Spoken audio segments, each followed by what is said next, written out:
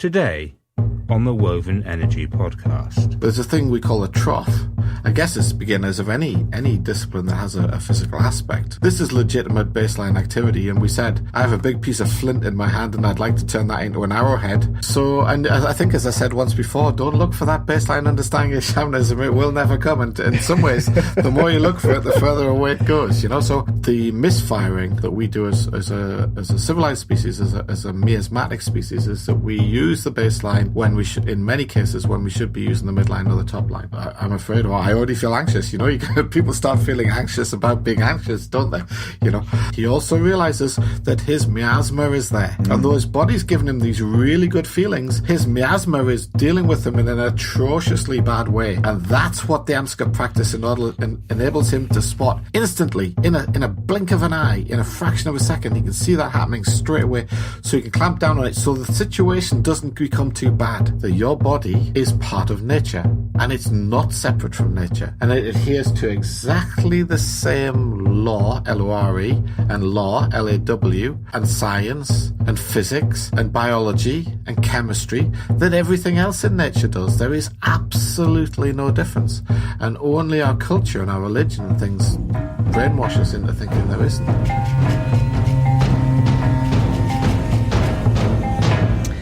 Hey guys, welcome to the Woven Energy podcast. My name's Joe and I'm here once again with the one and only Damon Smith to talk about shamanism from the ground up. Now, before we get going, remember you can head to the website wovenenergy.com and grab yourself an exclusive Get Started episode, which is only available to those of you who sign up to the mailing list, and we kind of take the gloves off a little bit in that episode and talk about a few more controversial things, as well as the very first thing you need to do if you want to learn shamanic technique. And I hate to use the phrase, but become a shaman. There we go, I said it anyway. Today is going to be a fascinating episode, and it's again an idea Damon had. As soon as we're on stage 2 of learning shamanism right now, the Amsgar, and we're going to look at how these Amsgar techniques can help us in everyday life. Overcoming those daily challenges we all seem to face in this modern society we all live in. I'm talking about stuff like stress, anxiety, getting into a bad place in our lives, and how we can be motivated to get out of it. Damon used the term big picture Amsgar, and so we're going to take a look at a number of ways in which the Amsgar can affect your life in a positive way. So Damon, do you want to add to that introduction and lead us into the kind of things you're wanting to talk about in this episode? Yeah, so one of the things we've been doing in the process of doing, I don't know how many episodes we've done on Amsgar now, but a few episodes on Amsgar. I think we've got 4 techniques. I think we've done 4 solid techniques, possibly a few sort of intermittent ones. And then, and there's also some stuff around, background information.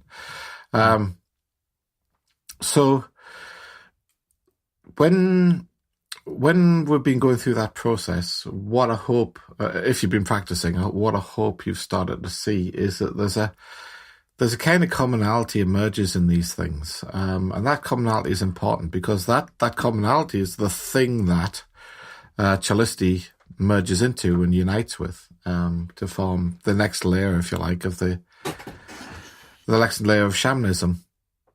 And the kind of flavour or the kind of colour, for want of a better word, of Amsgar is one where you are addressing the human body and the energy changes within it that occur within it. You're addressing them in a state that is somewhat different from the mundane state that human beings typically address their body.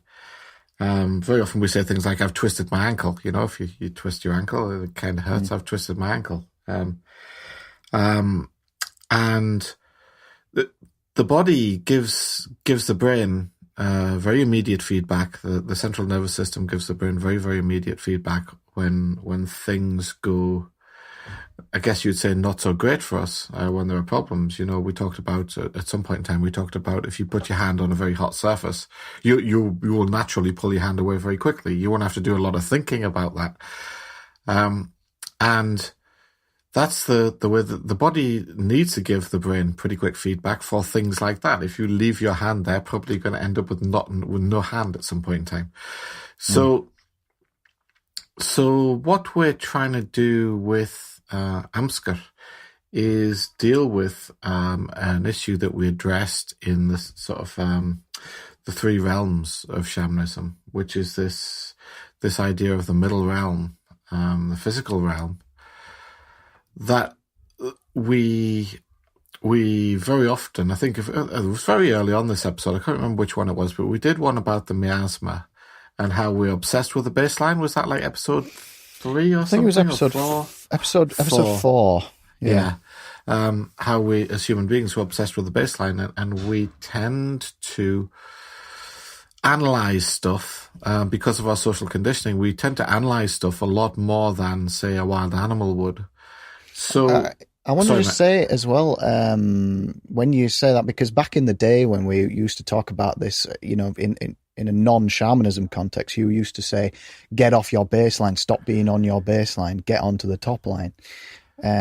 So yeah, I think that might be something we could talk about in this episode as well, and what that means. Sure. So just a brief recap then. Brief recap. When you are, in scientific terms, when you are solving a problem on the midline, you or the middle realm, the continuative realm, sometimes we call it, or the physical realm, or the manifest realm. When you're solving a problem at that level, you are usually taking some kind of physical action. So I don't know if that's what you're referring to in the old days, Joe. I think, you know, when you're first learning martial arts and getting smacked around a bit, probably. Yeah. Perhaps that was what you're referring to. But you need to take physical action for certain types of problems. So, you know, somebody trying to punch you, so physical action is very, very appropriate in that type of situation.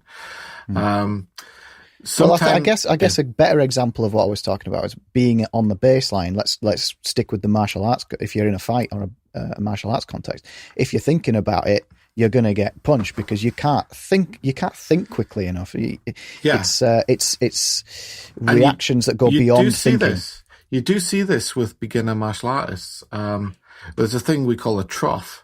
I guess it's beginners of any discipline that has a physical aspect. There's this thing we call a trough, which is basically the first day the person arrives, and they've never done any martial arts before, and they start practicing martial arts, and if they're really enthusiastic and they have a good go, and usually they'll perform to a certain level of ability. If you come back a few weeks later and see what that person's doing, they're probably worse than they were when they first arrived. And the reason is that they're doing what they can do intuitively or naturally when they first arrive. But then they start to learn technique, they start to learn structure, they start to learn positions. They have to analyze it with their brains, which slows them down. And they kind of lose the familiarity they had with their natural instinct, which is probably just to flail around wildly and use a lot of strength. And they become worse. They become slower to react, and they actually become worse for a while. But that's necessary because they're breaking down what was something completely intuitive that they weren't thinking about. They're breaking down, starting to understand that, deconstruct it, and then start this what we talked about in terms of, you know, the entered apprentice, the journeyman, and the master, in terms of, you know, the cathedral building in Europe in the Middle Ages. They come through that process, and then gradually, as they put more and more effort in and things start to become intuitive again, they're doing this stuff once more intuitively without thinking about it, but this time they understand it, and also they've removed a lot of the dumb things they were doing before, and they come up out of the trough, and they actually get better than they were to start off with. But that does take a while. So when you're dealing with something on the baseline, it's like an analysis. It's in biological terms, that would be like mostly the activity of the cerebral cortex in the brain. I think, as we said previously, if, for instance, in a purchase decision, say for I don't know, a piece of jewelry, piece of jewelry. Or how about a new car, Damon? Yeah, indeed, or a new car.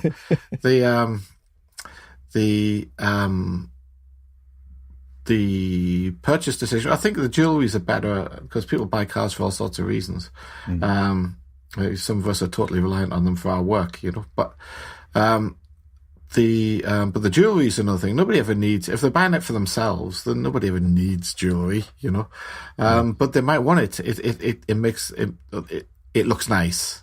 It's shiny, that kind of reaction, that kind of reaction, and that's a top line reaction. That's a limbic system reaction in biological terms. Shiny, sexy, and they also get sort of limbic system reactions like danger, stay away, don't like.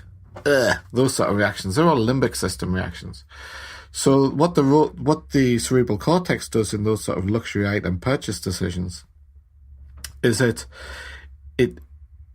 people use it to actually justify the purchase to themselves. It's a lot of money to buy this shiny thing. And they sort of use the cerebral cortex to they already want to buy it. The limbic system's already decided it wants it. And then they sort of use the cerebral cortex to come up with some phony baloney excuse as to why they bought it, it'll appreciate in value and all this kind of stuff, Backwards rationalizing. Yeah, absolutely. And so that you can see that's the cerebral cortex doing a role of interpreting, because we are obsessed with the baseline. If we weren't obsessed with the baseline, we wouldn't feel any need to do that. We'd just be like, ooh, shiny. I'll buy it then because it's shiny. And somebody says, why did you buy it? Oh, shiny, nice, looks great, awesome, Yeah. But for whatever reason, since we become baseline obsessed, everyone feels a need to justify what they're doing. And for instance, as Joe referred to, I just got a car.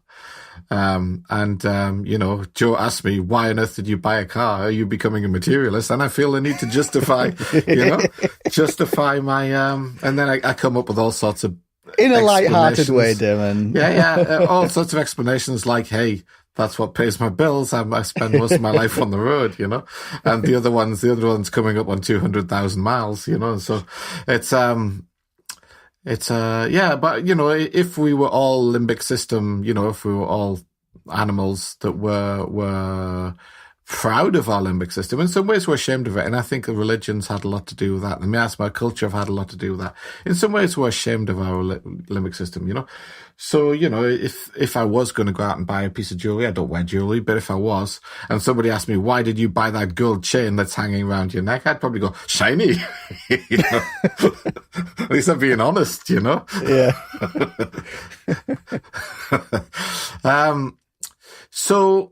So in terms of responding to problems, we said, if I've got a bug in my software code, I need to analyze the logic in the code. I need to analyze where the data's coming from, whether the data's correct.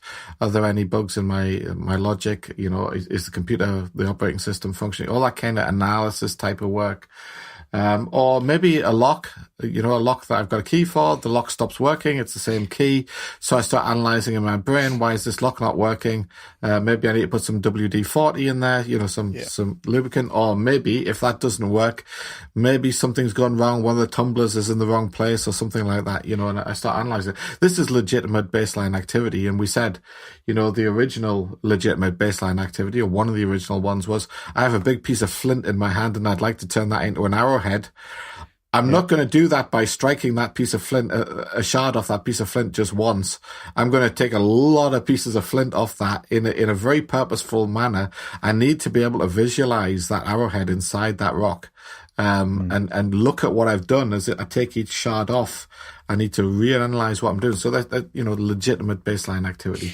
And just so people are aware of the terms we're using here, we're saying baseline here in terms of what people might be familiar with shamanism terms. You could say this is the underworld or the roots of the tree. Yeah, the tam tree. Yeah, tam. Yeah. So. In terms of midline activity, we've given a very clear example of that. Somebody tries to punch you, you need to move out the way or block it or do something else with it. But you definitely don't want to stand there and let it hit you, So that's a midline response. And then a top line response, the classic example is, there's this person who I like, is a good idea to enter into a very long-term serious relationship with that person. That's a top line kind of,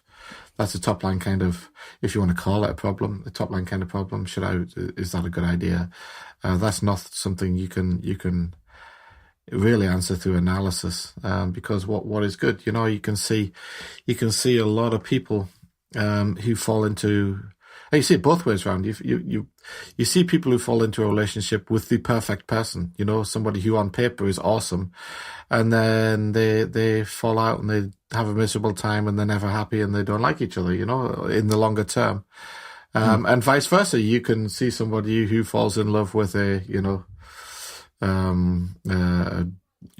take somebody who's addicted to drugs and has led a life of crime and all this kind of stuff, but this is a person who falls in love with them and they're not happy unless they're near that person, despite all of their failings and faults. And, not to say that they shouldn't try and help that person, clearly they should, but what I mean is that this is not a baseline activity. It's not something that works like that.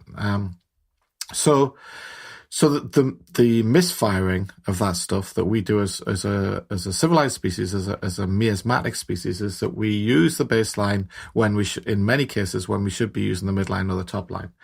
And as we've said before, this results in things like anxiety. Anxiety would be the classic example of that. So here's how the loop goes. I have a midline problem. Yeah, say I'm afraid. I'm afraid, or I already feel anxious. People start feeling anxious about being anxious, don't they? Yeah. Yeah, and so I have a midline problem, and I go down to the baseline and I try and come up with a solution with that. Like, though I walk through the valley of the shadow of death, I shall feel no evil. Yeah, I will not be anxious. I will not be afraid. That kind of, because it's silly to be afraid or to be anxious. It's not logical. Yeah. But after that, you tell yourself not to be afraid. You tell yourself all the time. Yeah, it just doesn't help. But in a way, this is our miasma. That's our culture telling us that being afraid is a bad thing. A monkey, and on the ground, say, along comes a predator. I don't know.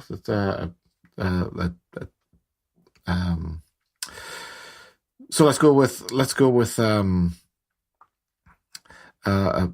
a cat or something like that. Or, eagles go for monkeys. So let's take a harpy eagle. Yeah, going for a monkey. Then it doesn't have to be on the ground. It's in danger whether it's on the ground or whether it's in a tree. So that's why a harpy eagle is probably a good example. And it's in a lot of danger. People are probably aware harpy eagles are incredibly powerful birds, and they can literally crush a monkey's skull just by closing its hand. It's talons basically. So there's a harpy eagle in the area. The monkey's afraid, and damn good job it is too. That fear is releasing adrenaline into the monkey's bloodstream. The monkey's ready for action. That harpy eagle comes along.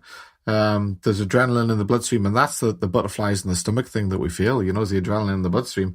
Every other animal on the planet would be glad of that, except for human beings. Oh, I need to suppress these butterflies in my stomach. Butterflies in your stomach, awesome. That means adrenaline in your bloodstream. That means higher performance when something bad happens, on the midline. So this is what I mean. We for whatever reason, we have taken things like that.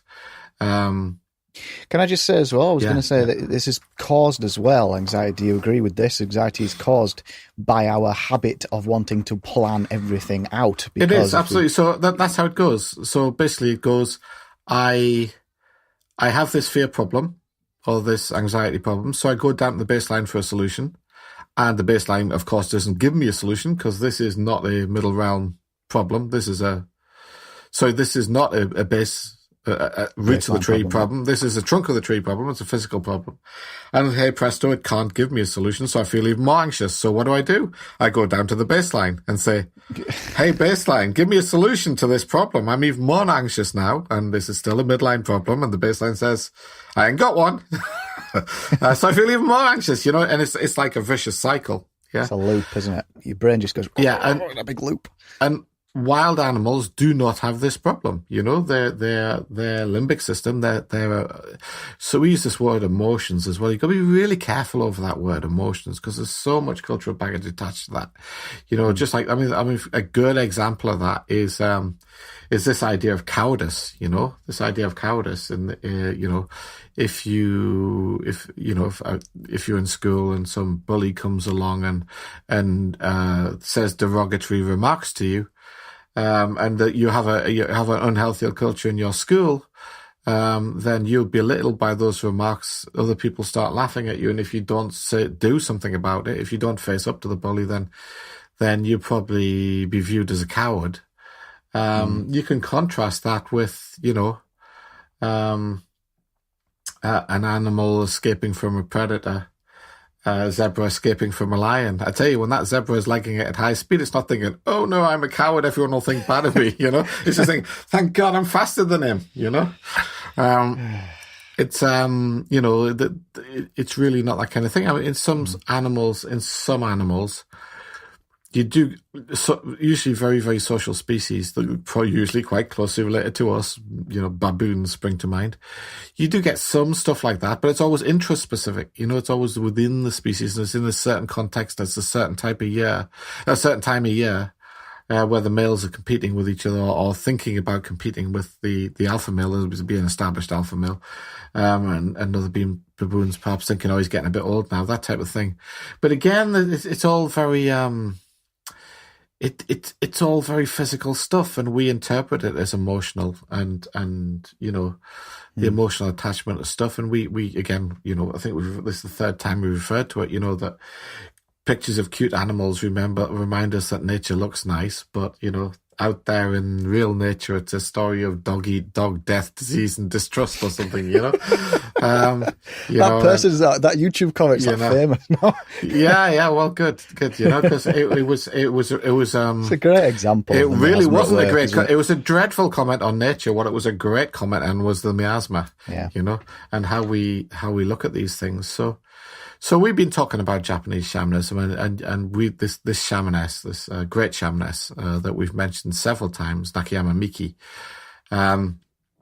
She described this. It's not really this problem. She didn't describe the problem with a name. She did actually, but it's a bit involved. We'll not go into it. But she just described the solution to this problem, this misalignment, as kashimono karimono, which just literally means a thing lent, a thing borrowed. And what she was trying to tell people was that you're so attached to your miasma, you're so attached to your culture and to your society and the values that have been externally imposed upon you since childhood by your society, that you lose sight of a very, very simple fact, that your body is part of nature. And it's not separate from nature.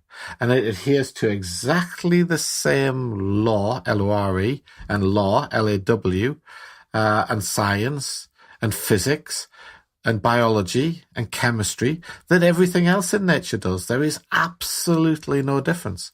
And only our culture and our religion and things brainwash us into thinking there isn't, And so this very idea of separation is the problem. And so when she was explaining to people, she gave a bunch of people from some of her traditions are now going to be horrified if they're listening, but she gave a bunch of Amsgar exercises out to the people who she was teaching, to her students, if you like. She gave out a bunch of Amsgar exercises. We'll not go into what happened to them over time, and different groups practice them in different ways, but back then, so this is from late 1830s onwards, she taught a bunch of Amsgar exercises or Amsgar techniques to people, and one of the explanations she said as to why she wanted these people to practice this Amsgar technique or these Amsgar techniques was kashimono karimono. She wanted them to start to understand, and when I say understand, I don't mean on the baseline. I mean baseline, midline, top line, all. That's the roots of the tree, the trunk of the tree, and the branches and leaves of the wild tree, all unified and acting as one entity. She wanted them to understand that they were not in any way separate from nature, and that their body was kashimono karimono, a thing lent to them by nature, and a thing that they borrowed from nature. And Amsgar, looking at in what's the value of Amsgar technique. Well, it's exactly that. It allows you to do that, not on the baseline. I can tell myself, as many people in the world do today, that kashimono karimono, I can give myself a baseline explanation of that. I can come up with a little logical explanation as to why my body is borrowed from nature. It's made from carbon, it's made from hydrogen, mostly, some of those common elements on the planet. Other things in nature are made from those same elements. And all the physical processes, the chemistry that goes on in my body. It's more complex. Organic chemistry is more complex than other types of chemistry, but it still follows the same rules. It works in the same way as all other chemistry that goes on in nature. And some of that other chemistry is quite complicated. It's not all simple. And this is why sometimes, when they're looking for early fossils, sometimes they find something that looks like an early fossil, and then they realize actually it was formed by some fairly complicated physical process, and it wasn't alive as we would call it, but it does awfully look like a living thing. So that end goal of understanding in all the three realms that Kashimono Karimono, your body's a thing lent, a thing borrowed, that is the understanding that arises through Amsgar technique, through practicing Amsgar technique and getting good at Amsgar technique. And because we're on to level 2 now, these are not just exercises. These things have purposes. We can do things with these things. So would you say that before you get to that stage, that there isn't a purpose for Amsgar technique, in a sense of like it leads to something? Because the reason I ask is for me personally, I've had a very, very interesting experience with Homuluch, the one using the voice. Yeah. It just started happening. I couldn't stop it. It just started happening. And I remember at the time that I was doing it in this state, it was just happening. But after I came out of it, I was thinking, well, okay, that was interesting, but why? What's the purpose? And that was my habit, I think. But so that's why I ask. But that why? What's the purpose is a baseline question, right? Yeah. So when I said you can do stuff with it, it doesn't. That stuff isn't answering baseline questions. I mean, real practical stuff in the real practical world. Yeah. So, and I think, as I said once before, don't look for that baseline understanding of shamanism. It will never come. And in some ways, the more you look for it, the further away it goes, So specifically, when I say you can do stuff with Amsgar technique, I mean you can do practical things that are benefit to you and to other people. So what you might have noticed as we've gone through these techniques, or I hope you've started to notice, is this kind of thing where we're using technique to gain feedback from nature. And the bit of nature that we've been using to get, the bit of nature that we're getting feedback on initially in Amsgar is the bit of nature that we are. Yeah, we're a bit of nature. Kashimono Karimono, we're a bit of nature, and we're getting feedback on that. What all of these techniques allow you to do is look at yourself in a different way, in a way that's like, you are a spirit animal, but you're a you spirit animal, so you would be the Joe spirit animal, not the eagle or the wolf or you're the Joe spirit animal. In a way, it's not detached. I don't want to use the word detached because that implies that there's some kind of stepping outside. There's not. It's absolutely heavily embedded experience. You're more attached than before. But what it does allow you to do is see this stuff that's happening inside your body, like anxiety, like fear, like all those negative, like hate, like anger, all those negative things that go on in your body. In our society tends to channel down negative kind of pathways. So my negative, what society sees as my negative feelings, I've been conditioned to channel those in a negative way. So for instance, one way is that if I meet somebody and I don't get on with them initially, I form sort of an unpleasant relationship with them. Or for whatever reason, they don't seem to like me and I don't seem to like them. The fact that I don't like them starts to influence my behavior, and the fact that they don't like me starts to influence their behavior. And in a way, if the dislike is bad enough, and we see this in a socially conditioned way, this thing says, oh, that person's got it out for me, right? You get this, I'll get them or whatever, or even if they're a reasonable person, that person's never going to, if they really dislike me, but they're a reasonable person, they're probably not going to try and kill me or anything, but they're never going to help me. They're never going to offer to help me move house, for instance, or referring back to things Joe's done for me in the past. That's not going to happen. So that's, and probably if if probably the other way around. If you think of a relationship between two people, so the bottom line is this is a mutually unbeneficial thing that's happened, but it's only happened because we feel stuff. We feel stuff about the other person.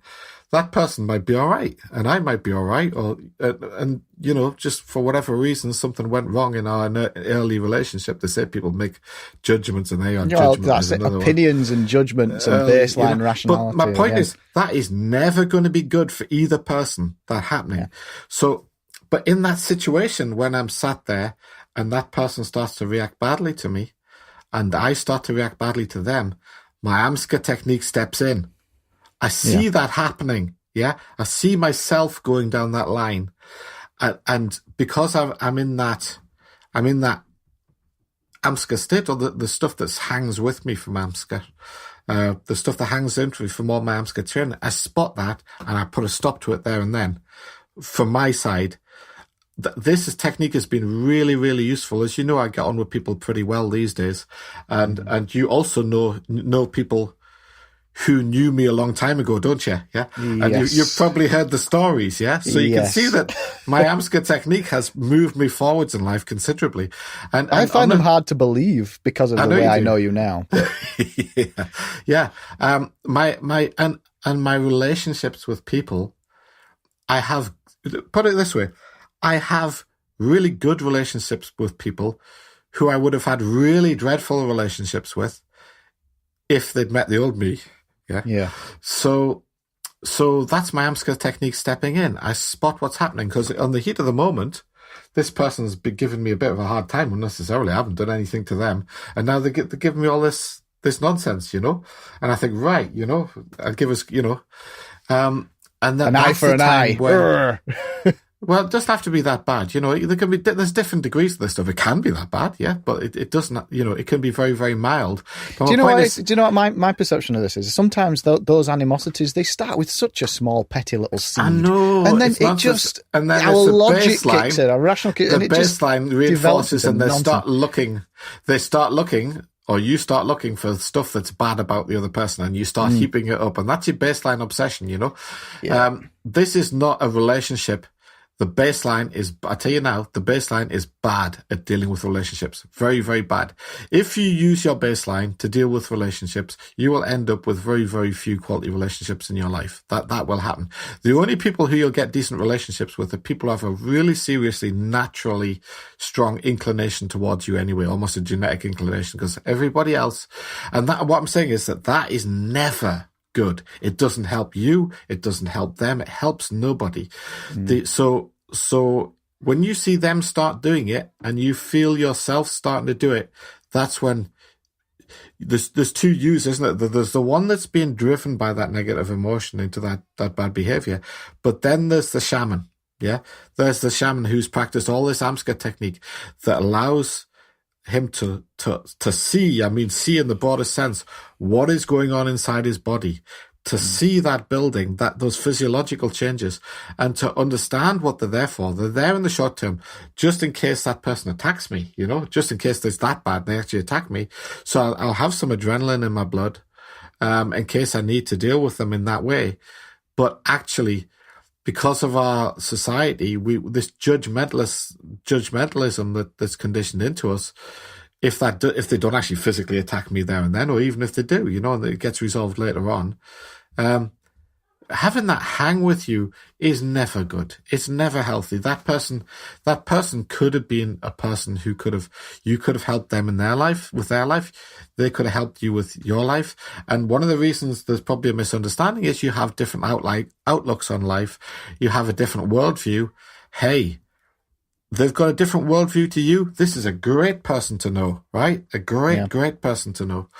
So I've had this in a few social situations, but the big place is my work. As you know, this is what I do for a day job. I deal with teams.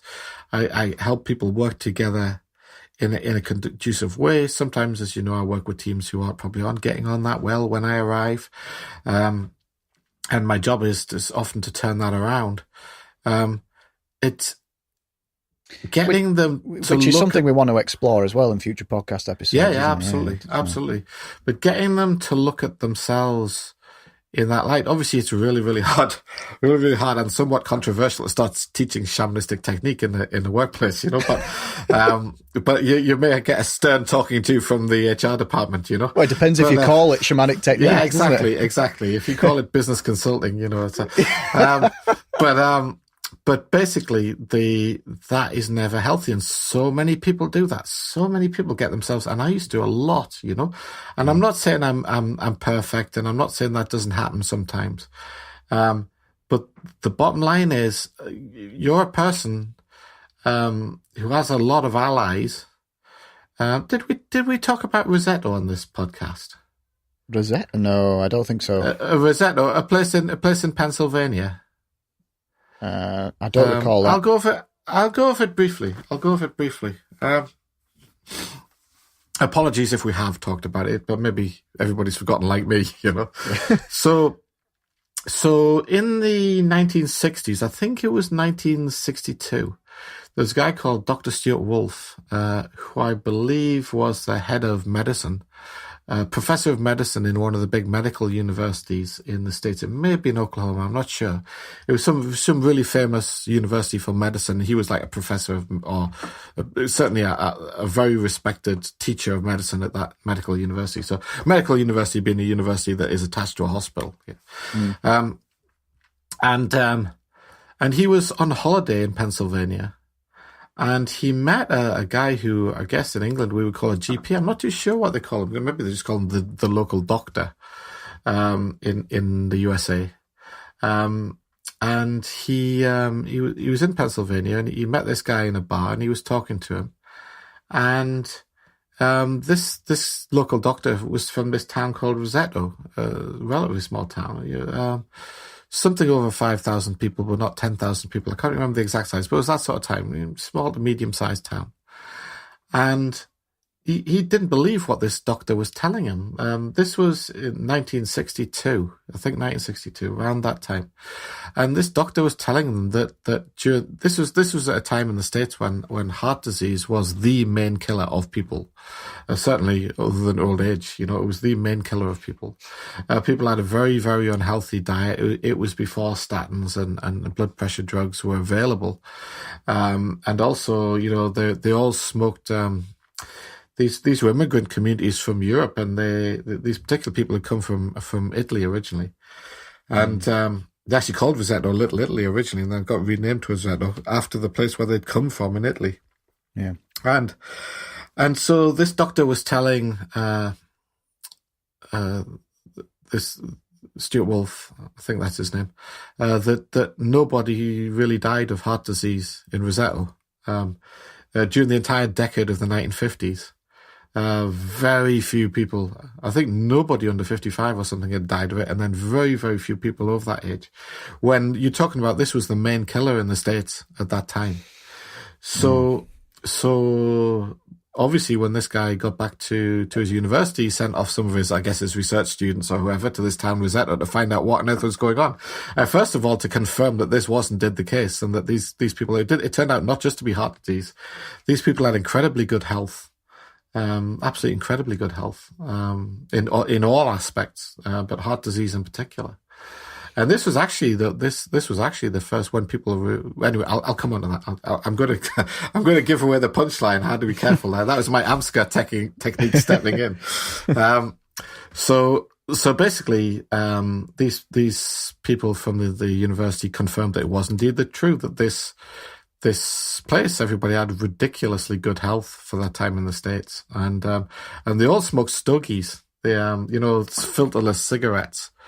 And they ate, massive steaks and pizza and doughy pizza. And they actually checked what the health of the people back in Italy, where they'd come from, was like. And they found out that the diet of the people in Italy was far healthier than the diet of the people in Rosetto, But actually they found that the people in Italy were, even having a healthier diet, they were less healthy than the people in Rosetto.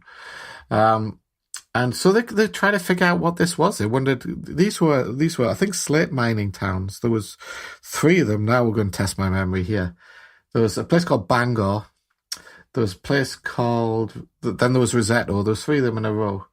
And then there was another one. Its name escapes me. But there were 3 slate mining towns in a line along a vein of slate, I guess you would say, in the geography of the area. And so they thought maybe there was some magic in the rocks, some like magic moonbeams or something coming out the rocks that were keeping. But fortunately, they had these 2 other very similar towns with European immigrants in them that were doing the same kind of work and the same kind of lifestyle, and they didn't have any special health benefits. So they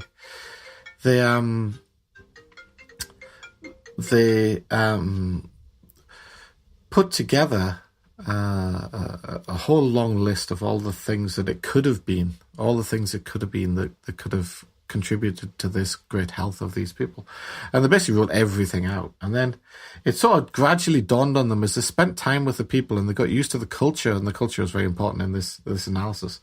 The culture is very important to the people. As they spent time with them, it sort of dawned on them what it was. There was a church called Our Lady of Mount Carmel, which I've actually been to.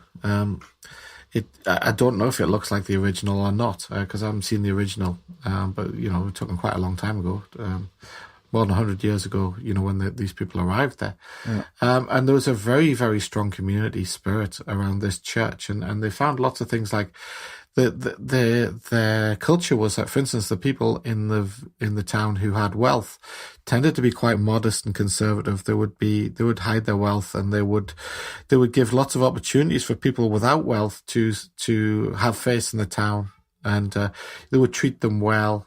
They would treat people well. No, basically, they would treat people well and with respect and dignity, no matter what their social status was, which was quite unusual.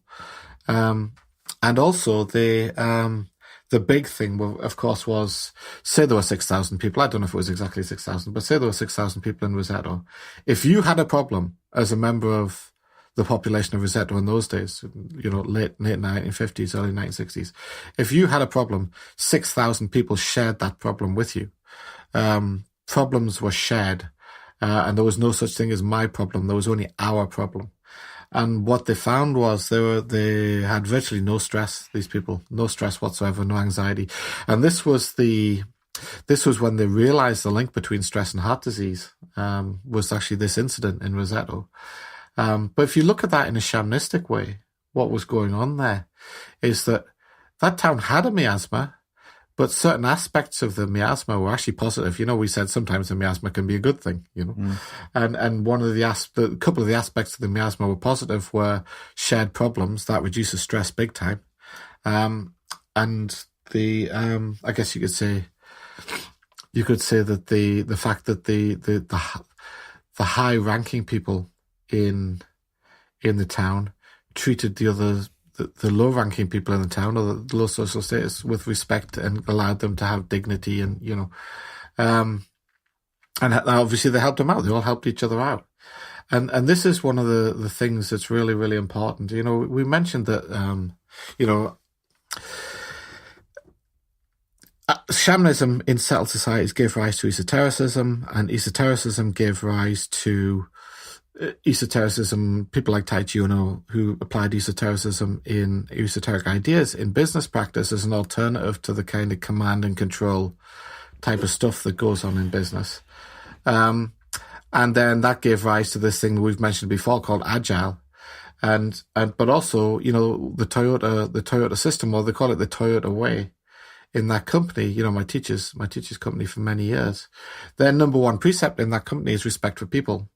And they treat everybody with respect, and it is, when you go from a company that has a command and control environment, where basically superiors bark down strategic and tactical orders down to inferiors, it's a very, very unpleasant environment, and it gives rise to and I see this, this is I'm not saying who and where, but I see both in my work involves me working with lots of different companies and organizations. And I see this kind of thing a lot.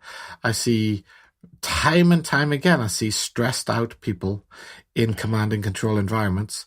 And I see relaxed, happy, productive people in environments where everybody's treated with respect and dignity. And it's important in life. When I said, we were talking about, maybe going off and creating a better person than you to be. as a shamanic exercise or technique. You know, when you make that person, hey, you know, I personally in these organizations, because I often deal with fairly high ranking people, I almost go the opposite extreme. I usually give high ranking people quite a hard time, and I go out of my way to be really nice to low ranking people. That's not a neutral, but I kind of go the other way, you know, and there's a reason for that, because, you know, if you're a good leader for your organization, what I mean by good leader is a good strategic leader, because in my opinion, the people who should in an organization who should be exhibiting tactical leadership are not what most people call leaders. Again, this is our social conditioning. The most productive, the best organizations I've been in, what people would consider the seniors are giving strategic leadership, but the people at the coalface, the people hands-on, the people who are actually doing the work, they're giving the tactical leadership. If you like, the strategic leaders are giving a vision of the future, communicating a vision of the future of the organization, and expressing that in terms of mission. An inspiring mission or missions that will achieve that vision, they hope. But then how that mission is realized, this is where a lot of companies fall down. A lot of organizations, not just companies, I've done a lot of work in government as well, as you know. A lot of organizations fall down. The senior leaders then make the mistake of coming up with the tactical solutions needed to realize that vision. And of course, however good they were, you know, my teacher was amazing. Like all senior leaders, or most senior leaders at Toyota in that company, they have way more hands-on ability and experience than most people, because Toyota isn't it's an up through the ranks kind of company. They would probably be able to do some of those jobs, those coalface jobs themselves, unlike some of the other organizations that I work with, where some of the senior leaders wouldn't have a hope of being able to do the coalface jobs. But the bottom line is that even despite that, they will allow the people at the coalface to make the tactical decisions about how things get improved, how things get better, how do we move this place forwards. And that's such a healthy way to run any kind of organization, not just a private company. And there are some famous private companies who've done very, very well out of that. Daniel X Spotify would be a classic example of that. There's a guy, a switched-on guy, who obviously knows how to deal with people well. You find it a lot in the tech industry these days. Well, you find just the opposite as well, mate. I can vouch for that. I don't know about a lot. I mean, I've seen it done very well. I've seen it done very well, both when it's done, it's done very well in the tech industry. When it's done. Yeah, it's done very well in some companies like Toyota in the non-tech industry. You know. You know, I don't think it's exclusive. Running a business well, and I had I guess you could say he was my boss. So it doesn't feel like that. He feels more like he's my sort of adopted parent, a guy that I worked with in the oil industry, who really understood, you know, the respect for people thing, and made everybody feel good, and had a very, very successful time building his business, and then sold it quite recently for a lot of money. And that was all down to the way that he treated people. He treated people very, very well, and they reciprocated, you know. Yeah. So, and that was actually in the oil industry. So, I think that what's important here is this way that a shaman looks at nature. It's very hard to come up with a word other than Amsgar. So one thing we say the Amsgar is the breath, but another thing is Amsgar is the way in which a shaman looks at nature. It's an integrated way. It's a holistic way. And that word detached, you could say he looks at it in a detached way, but that word detached has so much cultural baggage in our society. He does not step outside of himself and look from the outside in, and forget the spirit journey. He doesn't step outside of himself and become emotionally detached from what's going on. He is heavily emotionally involved in what's going on.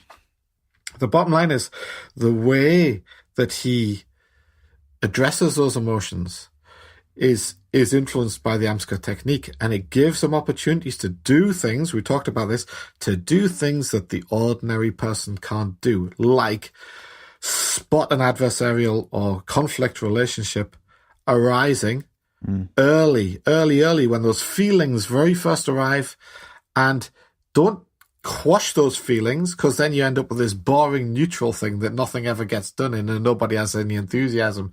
I'll just suffer and grin and bear this person. No. He doesn't try and quash those emotions. What he does is, of those feelings, he realizes that those feelings are there to help him and they're there to help other people too. And he channels them in a much more positive way. Yeah. So I don't like this person. They're giving me the creeps. They're making me feel like I don't want to work with this person. Brilliant. What an opportunity, Here's an opportunity to learn something, because obviously they're different from me, because, people who are the same, they tend to like each other early on. It's down the line where they get bored of each other. I think we talked about that in relationships episode before. But it's not just dislike of somebody. It's also fear. I'm afraid there's some danger around it. I'm afraid. Brilliant. There's adrenaline in my bloodstream. I'm ready for action. If I need to act, I'm glad that adrenaline's there, because I'm going to need it. I need to move fast. I want my reaction time up. I want my muscle power up. I want all that stuff, and that's how a shaman sees all of these things that we see as negative emotions. Now, here's one I would single out for caution on this. This is not, so what I'm saying is Amsgar, application of Amsgar is not about becoming detached, cutting yourself off in a, Zen Buddhist-y kind of way from the rest of nature. It's about being fully involved, fully feeling those emotions. But you remember when we were talking about walking into the driving rain and loving it? Yeah? Yeah. Yeah? Bat. That. Yeah, that bat. Yeah? Yeah. Bat Tosheltine and yeah, all together as one. But do you understand what I'm saying? It's that he's not trying to quash those emotions. He realizes they're there for a reason. Your body, your physical body, gives you all these feelings and these emotions for a good reason, But what he does also recognize, and he does also realize, again, in the roots of the tree, the trunk of the tree, and the branches and leaves, not just in the roots, he also realizes that his miasma is there. Yeah. Mm-hmm. And though his body's giving him these really good feelings, his miasma is dealing with him in an atrociously bad way very often. And that's what the Amsgar practice enables him to spot instantly, in a blink of an eye, in a fraction of a second. He can see that happening straight away, so he can clamp down on it so the situation doesn't become too bad. Yeah. Mm. So, I somebody who's going to dislike me and I'm going to dislike them, if I've been practicing my Amsgar, I will spot that within a second. And I won't allow it to go that way, Sometimes I'll praise them. I'll say, wow, that's an amazing watch. So if it's a guy and he obviously likes watches and he's got a nice watch or something like that, It sounds like you're circling around a big topic of, okay, we've got Amsgar, we're very comfortable with Amsgar, then once you've got that foundation of Amsgar technique down, how would somebody know then to go, oh, you've got a good watch? Because we know, because we've done this stuff, that that brings somebody up, it brings somebody out of a fog. It's complementary. Sure. Well, how they would know is that yeah. So we need to go. Did we ever do the 8 trigrams? I can't remember. Have we done? No, not at all. And this is what I'm leading into, because this is circling that huge batch of episodes to come at some point.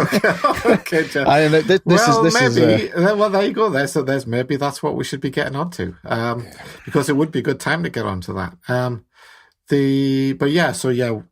Joe's right. There is a enormous body in esotericism. Now we're talking about esotericism.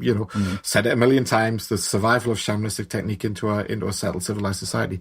There is an enormous body of stuff around this area in terms of what to do when you spot it. But the whole point is, if you don't spot it, if you don't spot that, you won't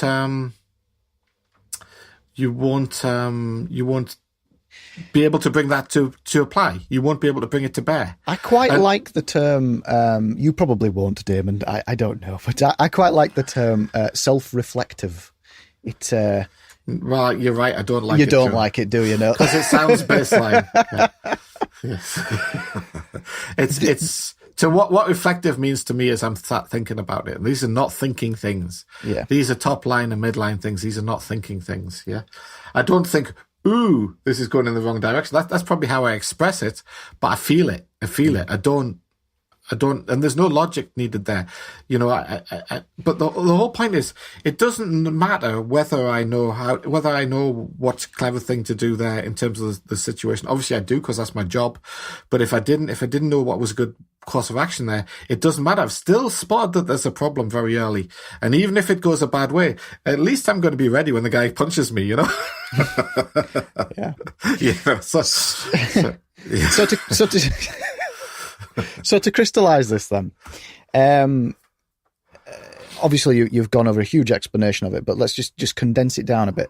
With practicing the Amsgar, it enables us to understand in the baseline, midline, and top line altogether, but understand the processes going on inside our body, such as stress. So let's use stress as an example. If somebody's stressed out, Amsgar will enable them to understand that stress on a deep level inside them and sort of pick it apart and pick it away. Spot that it's happening. It's happening. And then if they know the clever response, I think we've mentioned this one, you know, a great response to midline problems is physical activity. Yeah, a midline. That's quite an easy one. Just go over what a midline problem is, so somebody would get that. I know we've talked about that, but just fear and anxiety are midline type of or middle realm, manifest realm type of emotions or problems. So if you try to come up with, you know, say you're frightened of something, or say you can't pay your mortgage, yeah? If you try to come up with logical reasons as to why you shouldn't be frightened or shouldn't be anxious over different scenarios, you stand a good chance of making that worse, not better. If you're a bit nervous of something and you do 50 push-ups, you will find that at the end of the 50 push-ups, you're a good deal less nervous than you were at the start of the 50 push-ups. Or you go for a run. If you at the end of a very, very hard training session of whatever sport or martial art you do, you're tired, but you probably feel some way very capable in a way that you didn't feel at the start of that training session. If I'm ever in a fog in my head, if I'm ever stuck in my head and I feel like I'm down and getting a bit depressed over stuff, if I go and do a lot of physical exercise, like I've started doing very, very often, every day, usually at the end of that physical activity, that intense, it's got to be intense, but that intense physical activity, it's gone. And I feel like it affects my ability to even just talk to people better. It's interesting. Yeah. It's a very interesting thing. But like you say, this is what I mean by being self-reflective. I notice these kind of things inside myself. That noticing is not, but okay. It's just the word reflective. Yeah. We obviously have different ideas about what it means, because I think what you're saying is right. It's just that I don't want people to get the wrong impression that reflective, the idea of reflective is I go away and sit in the corner and think it over and reflect on it. No, it's there and then. It's live. It's in the moment. I'm feeling this thing now. I don't need to go and reflect in a corner somewhere because I'm feeling it right now. I need to do it now. I need to deal with it right now. Not, don't leave it till later. Don't put it off. Yeah. Because we tell the story about the rice sparrows. Yeah, I think so. Yeah. So that's the way to deal with it. Like the rice sparrows, long story short, for those that don't remember, the farmer's out in the field. He's threshing the rice with his rice flail. There's a little dog running around scaring off the birds. The farmer gets knackered. The dog gets knackered. The birds get knackered. Everybody goes into the house. Well, the farmer and the dog go in the house for a rest.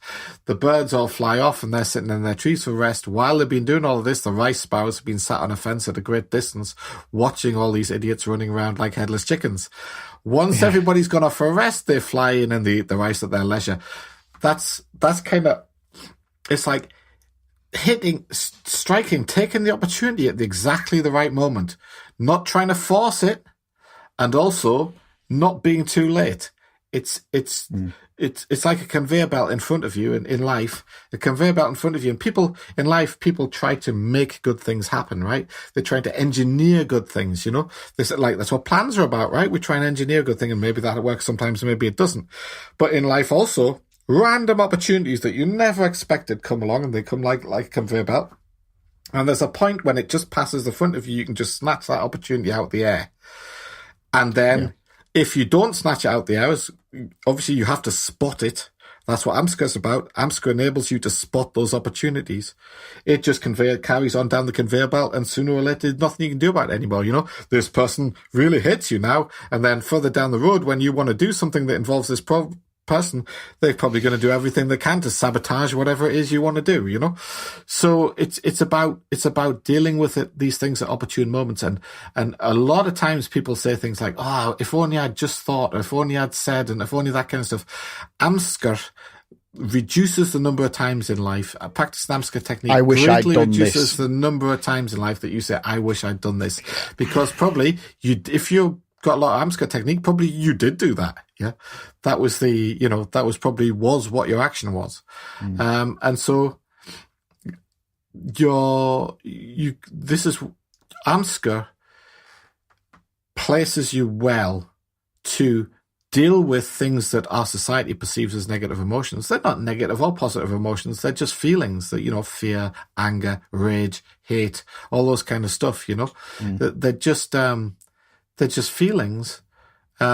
We interpret them as good or bad, but the good and bad thing to me, as a person who's studied shamanism, is the good or bad is what you do with that. It's nothing. Those things are not intrinsically good or bad. It's what you do and what the outcome is that is good or bad. It's just a tapestry, isn't it? And then you decide what you want to do with it. Absolutely. And it's our miasma which attaches an emotion to it. Sure. So, I mean, there's probably that's coming up in an hour, Joe. So I was going to say a lot more. I get a feeling that this needs to go on to another episode. So, do you think that the point that I'm trying to make is coming through in that though? Yeah, definitely. Yeah, I mean, cool. I'm hoping you guys can, you guys listening can also email in and let us know yourselves as well. But examples where Amsgar has saved your neck. Yeah, that would be good. Great list of examples, because we don't just want to hear the bad things. I wish we'd like to hear, I spotted that situation developing, and there's a bit of initiative. There's a bit of stuff we can help with. Once you've got the technique of Amsgar and you can spot these things, there is, as I said, there's a lot of knowledge in esotericism, a lot of understanding in esotericism about how to send these things in positive directions. And, obviously, I wouldn't claim to be the greatest shakes at that, but obviously I can do it a bit. Otherwise, nobody would pay me. Well, this is what I was hoping this podcast was going to be, because back when we first started it, I call it shamanism from the ground up, but it's not what people would perceive to be shamanism per se. It encompasses so many things. But I mean, it's what I perceive to be shamanism. Exactly. Shamanism to me is a set of techniques that make life for you, the shaman, and more importantly for the people around the shaman, that make life better. And that's what we're describing. Well, I guess. Yeah, and I guess what I'm saying is a lot of people perceive shamanism, the height of shamanism, to be the spirit journey, and that's it. That's all shamanism is. It's a spirit journey, and that's obviously not the case. Well, there's nothing wrong with a spirit journey. We haven't talked about it yet, but we've probably got quite a lot to say about that as well. Yeah, exactly. But there's certainly more to it than the spirit journey. It's one part, isn't it? It's one part of a huge whole. That's right. So one of the other things that just occurred to me is another way to think about Amsgar in practical application is, so people, the miasma, we said the miasma, a lot of the miasma was developed in order to keep the powers that be in control. So they don't want people changing a lot, because any change that goes on might be threatening, to their social position. So they create this culture and this religions and this society, this social conditioning, consciously and subconsciously, to support their own interests. And we're talking about more than 10,000 years they've been doing this for. This isn't a recent thing. And so everybody, people sort of bob along like a cork in a river, don't they? And the flow of the river, great river miasma, flows them along a way down the stream or down the plug hole or whatever you want to call it, yeah. But the bottom line is, people find, for that reason, because of this conditioning, we find it very, very difficult to be adaptive and to change. And I see that again in a lot of my work. It's quite famous that, people who are facilitators of change in the workplace tend not to be very popular people, on the whole. people, and people don't like change, but change is in our blood. It's part of, the book of changes, the trigrams and the 64 hexagrams. That's what it's all about. It's all about change. And the universe has not stopped changing since it's begun, since the beginning, since the creation of the universe, or the start of the universe. It's never stopped changing. And so there's two things. You can either embrace the change through Amsgar. Amsgar is one of the ways of embracing the continual change within the universe. Or you can resist the change or be in denial over it. Because the bottom line is, it's happening. You may not like it, but it's happening. That's a fact, So my view is you might as well like it because it's happening, So what I was going to say was, though when people put, guy gets a job with a big company, and then he works hard, and then the company lays him off. His skills are old and out of date. He can't get another job. Maybe that causes problems at home. His house gets repossessed. His wife leaves him. He takes up alcohol. He ends up in the gutter without a roof over his head. Sometimes it takes that for people to change themselves and to change their behaviors, their destructive behavior, their socially conditioned behaviors. Sometimes people at that point in time turn themselves around, As you know, I'm not a Christian, and I'm not a really big fan of exoteric religion, but I do see a lot of value in what, for instance, organizations like the Jesus Army, what they do with people who are down on their luck, fallen down in their luck in life. I was thinking, if I was in that position, I was an alcoholic lying in the gutter I had no friends, no family, no anything. The Jesus Army would have a very, very appealing proposition for me. It has to be said, But the bottom line is, at that point, maybe, just maybe, my social conditioning snaps. I do all these things because I think they're the right things to do. I think they're the way to go because that's what society tells me I should be doing. And then I see the dreadful results of that. Here I am sitting in the gutter with alcohol problems or substance abuse or something like that. And the Amsgar helps you see that. Look, without having to go through that. Absolutely right. It shouldn't take that. Yeah. Do you know what I'm certainly nowhere near this level, but the great shamans, the slightest little breeze, the slightest little flick of a feather, the slightest little, they pick up on it, And Miki, Nakima Miki, the woman who came up with this phrase, Kashimono Kanemono, she knew, she meets somebody, she knew everything about that person within seconds, And there's lots and lots of stories about, they're probably exaggerated, like all these things are, but there's lots. She obviously had something, she obviously had something going on, and about how she just knew stuff about people, and that's not supernatural. She wasn't communing with the, I don't know, with the other world or something, the other world.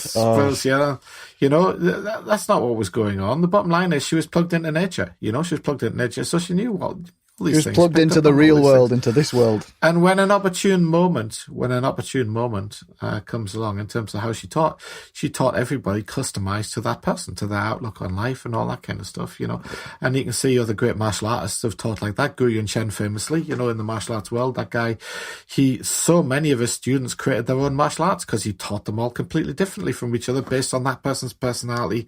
And he taught them so differently that they all ended up with different martial arts, let alone different styles, Yeah. So basically that way of teaching is very, very shamanistic. And here's another vote against the Woven Energy podcast because we have to do it one way for everybody, one size fits all, But just so people are aware that is the shamanistic way to teach. You use shamanism to pick up on when you're teaching an apprentice. In the traditional fashion, you use your shamanism, you use your Amsgar and higher level shamanism to pick up on traits in that person, and then the way in which you teach them is different. It's all about change and the changes that are going on in that person. And shamans, when they teach their apprentices, they're not following a set syllabus. They're not following first you do this, then you do this, then you do this. There may be some notion of like that, but actually in real shamanic and esoteric teaching, there's a customization process going on there, a heavy customization process going on. Yeah. Which is the job of the guide, not a teacher, yeah? Which is why we say guide. Absolutely. Right, guys. Well, thank you so much for listening. I think we'll stop things there, Damon. What do you reckon? Yeah, that's good, mate. Yeah. So, well, we'll have a chat about it and we'll see if we want to carry this on next episode. I mean, I personally think. Well, I'm thinking a bit more along these lines because I've got a lot more to say, leading into perhaps the trigrams. Right. So there we go. We'll next few episodes are planned out. There's also a few other topics I want to go over as well, so we might slot those in now and again along a main thread. So we'll see. Thank you so much, guys, for listening. Head over to the website wovenenergy.com to grab yourself your exclusive episode, and we'll see you next episode. And yeah, see you soon. Cheers, Joe.